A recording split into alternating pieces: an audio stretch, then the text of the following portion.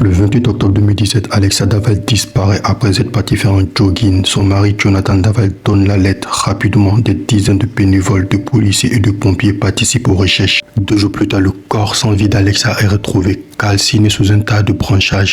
La France entière est sous le choc. La machine médiatique s'enclenche très rapidement et pendant plusieurs jours, Jonathan Daval joue le rôle d'un mari effondré. Tout le monde le voit comme un mari brisé, victime d'un drame horrible, sauf une poignée de personnes. Et là, je vous laisse deviner. L'enquête. Un faisceau d'indices pointe vers Jonathan. Chaque trace, chaque pas, chaque incohérence ramène toujours vers le mari effondré. Et ça, les enquêteurs n'aiment pas trop ce genre de coïncidence. Et si cette histoire de disparition virée au drame était en réalité une histoire d'homicide conjugal?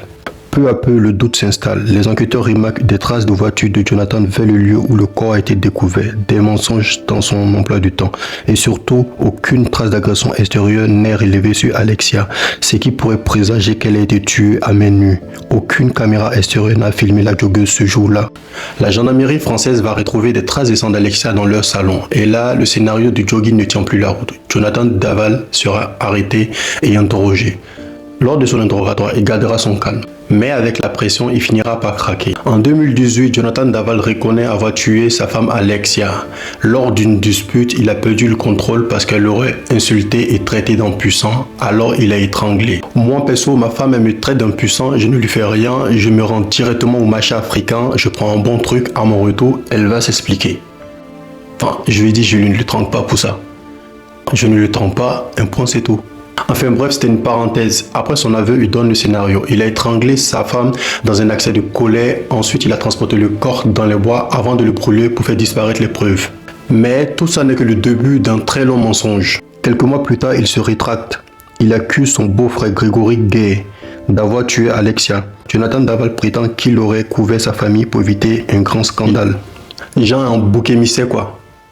Mais malheureusement, il ne convainc pas les enquêteurs qui ont l'impression que Jonathan Daval les prend pour des lapins de 3 semaines. L'analyse des traces ADN, les données de son téléphone, ses déplacements, tout finit par confirmer qu'il est le seul responsable. Même sa propre famille finit par douter de lui. Finalement, il faudra attendre jusqu'en 2019 pour que Jonathan Daval reconnaisse le meurtre. Et s'il a menti durant tout ce temps, c'est pas peur de perdre l'amour des parents d'Alexia. Le scénario final.